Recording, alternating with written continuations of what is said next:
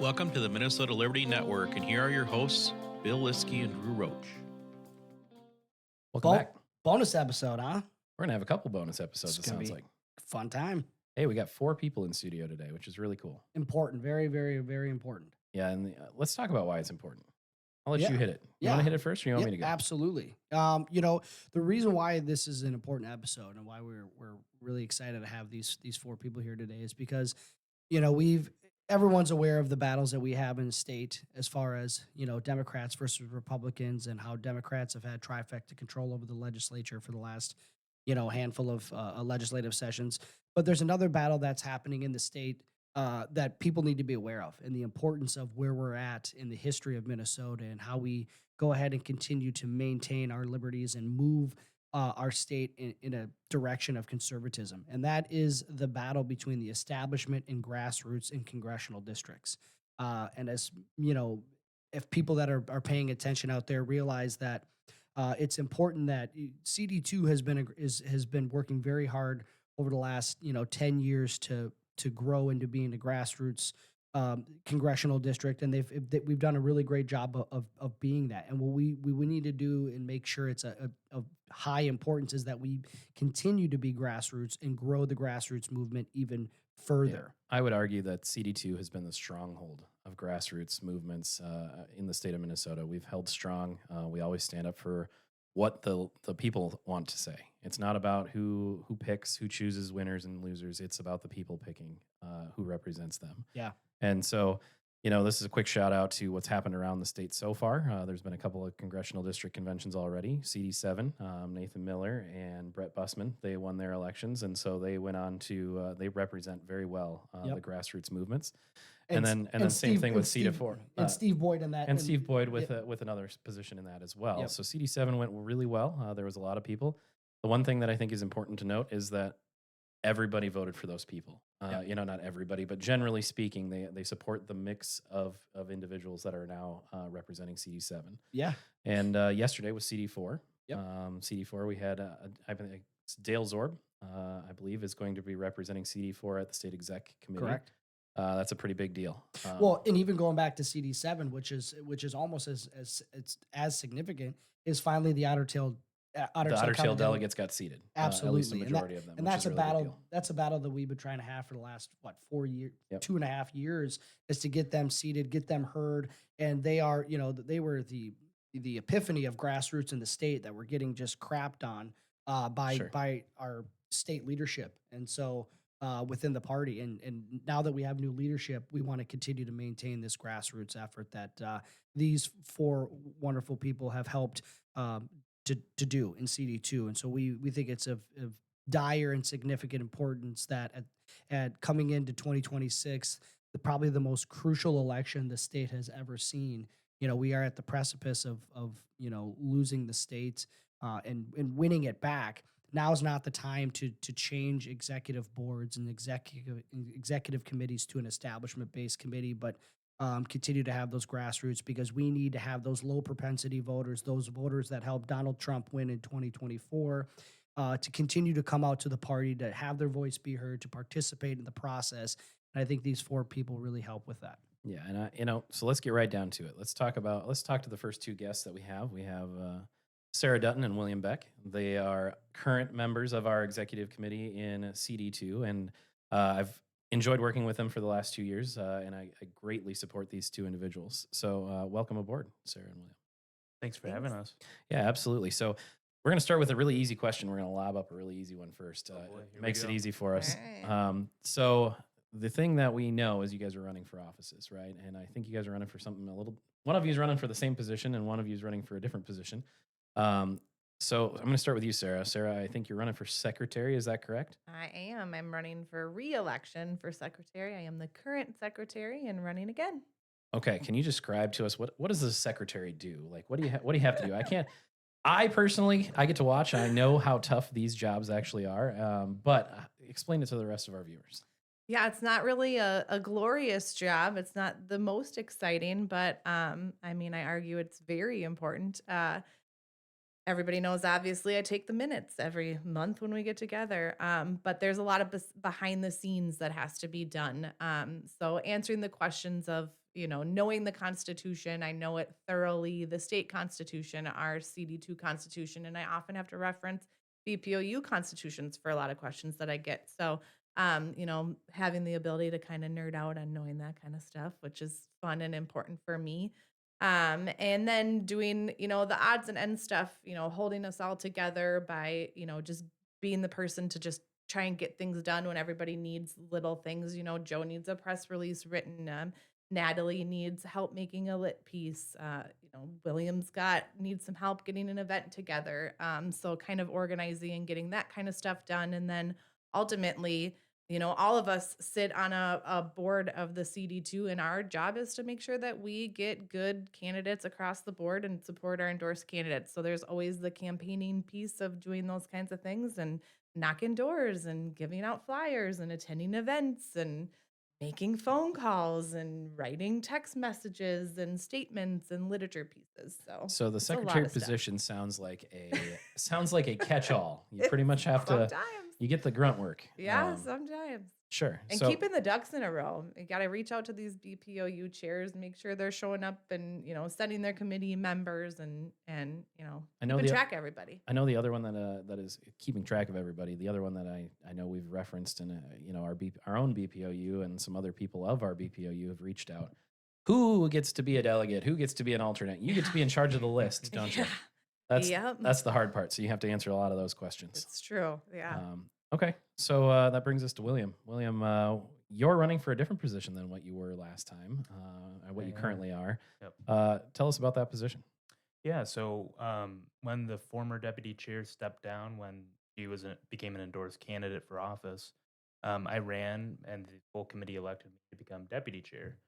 And of course, this was in the midst of that crazy primary we had last year, so it was a big crash course on the position. I'm now running for delegate at large, which it's a position that lets me focus on special projects more so than leading when in the chair's absence. So Sure. that can be anything from, well, one, whatever the chair needs, but two, I want to focus on like local elections, school board, city council, county commissioner seats.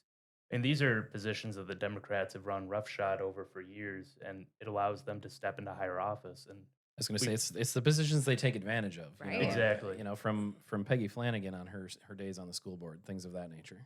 Yeah, and definitely. we just don't have that on our side. Not that elected experience means everything, but it helps you to kind of know your constituents, have that experience they could put on a political resume. So that's something we need on our end if we want to win at the congressional level. Well, we appreciate you running for sure. It's looking great.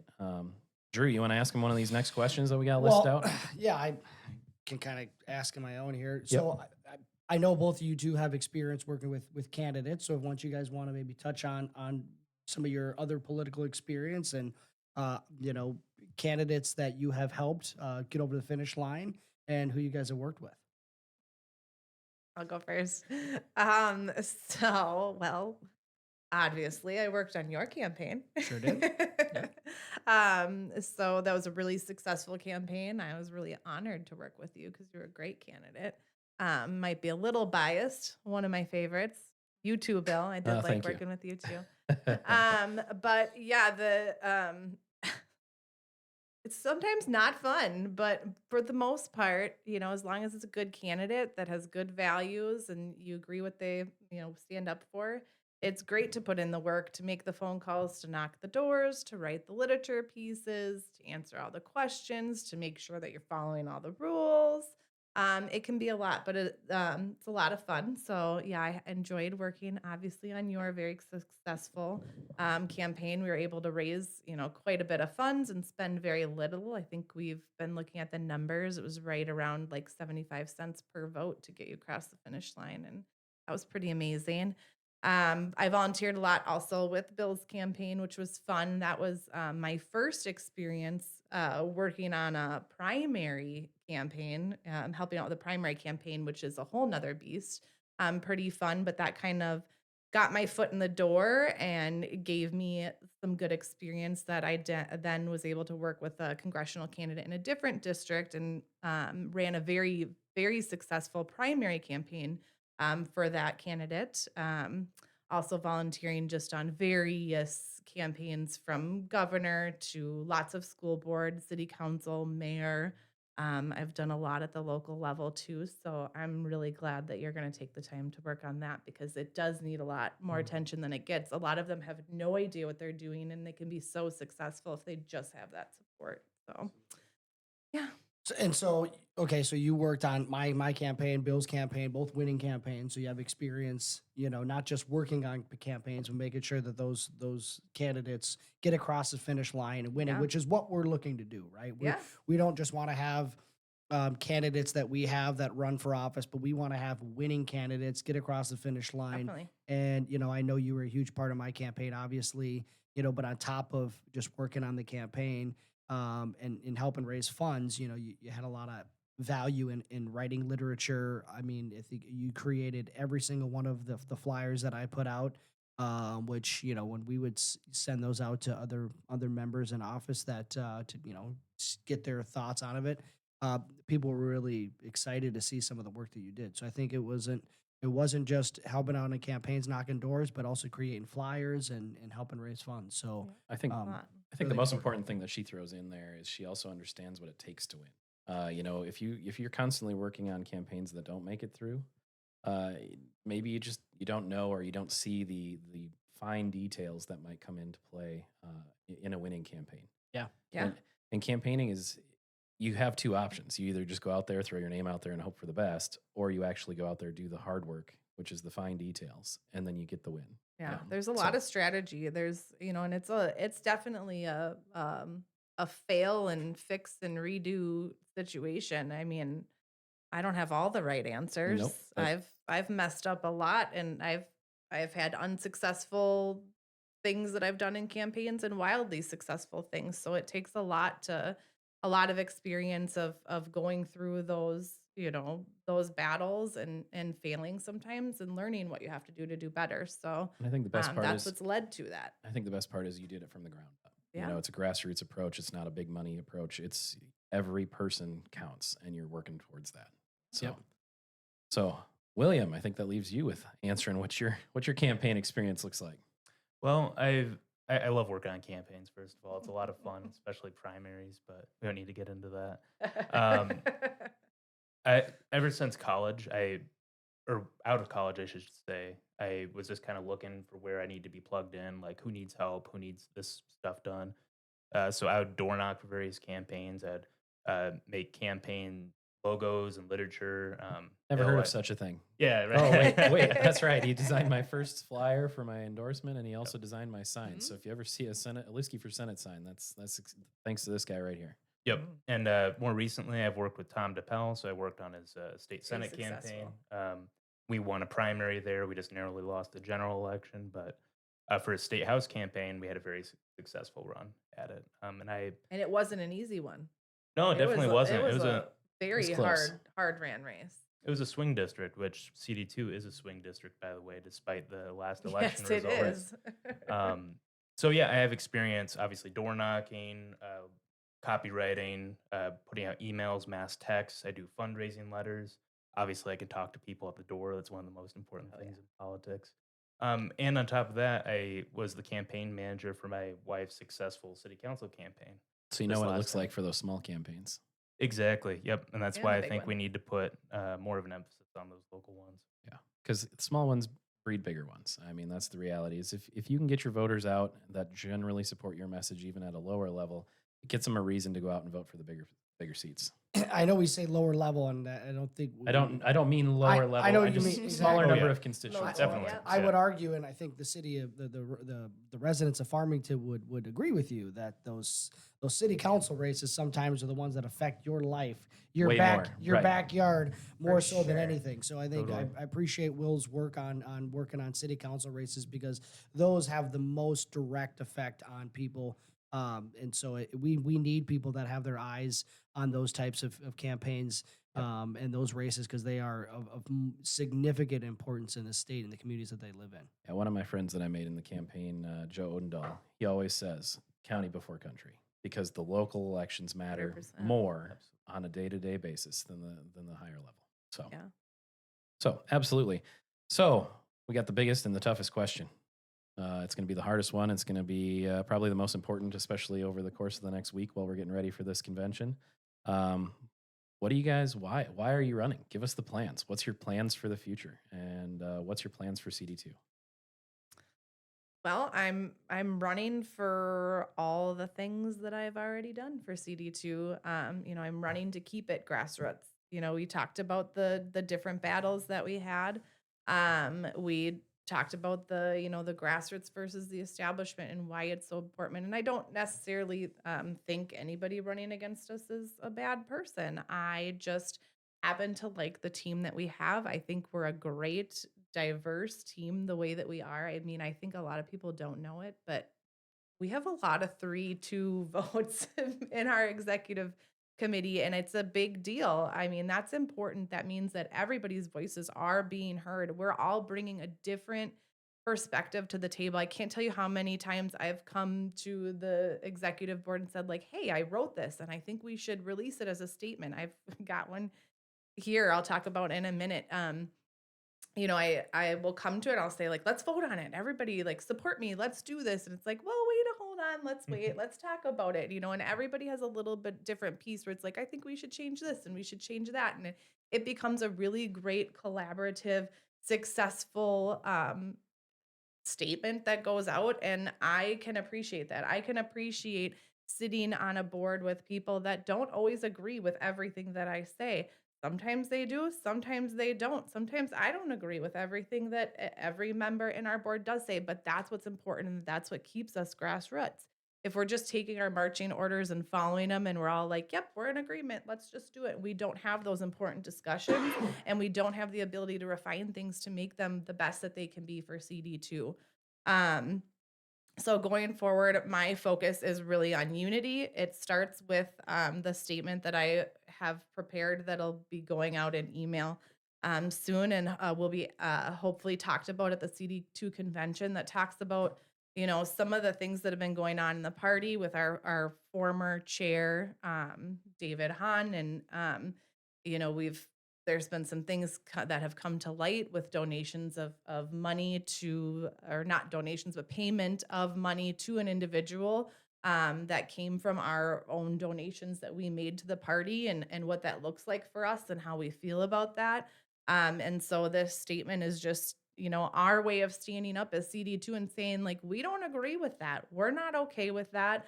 CD2 voted in 2022, had a vote of no confidence in the chair. And there was reasonable doubt at that time in his ability to do things. I don't think he's a bad guy. I don't think any of us think he's a bad guy, but we could see the writing on the wall.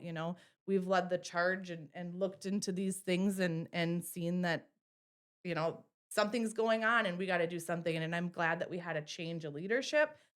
So going forward, our focus is unity.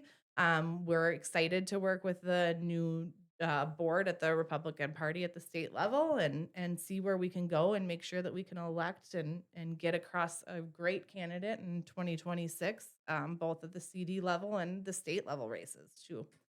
So that's my focus. My focus is continuing to work my butt off for our endorsement process, make sure that that stays the way that it is because it is so important, and make sure that we work for our endorsed candidate, get them where they got to be. Sure. So basically, Sarah, what I'm hearing from your messaging and the resolution, I think, is what you're talking about. Everybody that supports the idea of calling out David Hann and that would really like to have our party go more towards the grassroots should show up to the convention so that they can vote on Please. this resolution. Yes, show support- up, come to the convention. Support this resolution because we need help. Without us speaking up and expressing what we think and what we feel, especially through like a resolution like this, sending a message to the party, to the state party, how else do we get our message across? And so without participating, hopefully everybody will show up. Hopefully everybody will come and participate in voting on this resolution. Yeah, I hope they do. I mean, show up. We need to continue to have a voice. We need to make sure that all these bad actors know that, CD2 isn't the group, the organization, the congressional district free to come into and tell us what we're gonna do. We're truly grassroots. We're here. We're free thinkers, and That being said, we're ready to work together and have a sense of unity within our congressional district and within our state and make sure that we have the right focus going forward. Sounds good. So, William, what's your plan? I think you already touched on it a little bit. Maybe this will give you another opportunity to delve in a little deeper. Yeah, I mean, a lot of what Sarah said, I'd probably say the exact same thing. I went to the state executive committee in place of Joe 2 or 3 weeks ago now to stand up for the grassroots when we were debating a resolution to condemn the organization Action for Liberty. And regardless of what you think about Action for Liberty, and I'm speaking for myself here, I don't think it's helpful to be putting out statements that attack conservative organizations. Even if I don't agree with everything that they say, it doesn't help us unite. I think we have to listen to both the grassroots voices and maybe some of the more self-described moderate or establishment voices. Because at the end of the day, we're all trying to win. We're all trying to turn this congressional district red. So I think we're doing a good job of that as a board. I think we're giving the grassroots a voice, and we're fairly giving everybody who wants a voice a seat at the table.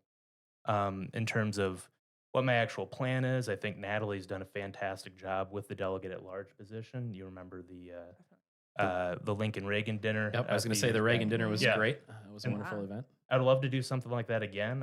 I'm looking for ideas for speakers who can kind of match Ron Johnson. Like that's It's going That's to a be a big tough one. one. That's a tough one to fill. it's a very tough one to fill. Can do it though. Oh yeah, no, so we'll do it. It'll be a great fundraising opportunity for the congressional district. And as we talked about earlier, focusing on local races from the state house, state senate level, all the way down to city council, county board, that sort of stuff. So those are the special projects I'd like to focus on, and whatever the chair and deputy chair have in mind for me. Perfect. I appreciate that. And I appreciate both of you and all your time that you're putting into this. We look forward to working with you guys. It's something that I ever since the beginning, have realized there are good people like yourselves that are willing to listen and hear the problems that maybe the candidates are having. I remember my race and like William said, some primaries involved, and it was a pretty scary situation a lot of times because I was an outsider. I still feel like I'm a political outsider. Yes, I've been elected. I've been sitting there now almost 3 years, but the reality of the situation is until you're in the in crowd, you don't feel like you're in the in crowd. And I don't think I'll ever sacrifice my values to get in the in crowd. I would hope that we can just drag the in crowd to us. Yep. And that's the goal. Amen. So, Yeah. all right. Thank you too. We you so appreciate much. you. Yeah, thank you, And, guys. we'll have part 2 here in just a moment. Cool. Thanks. Thank you.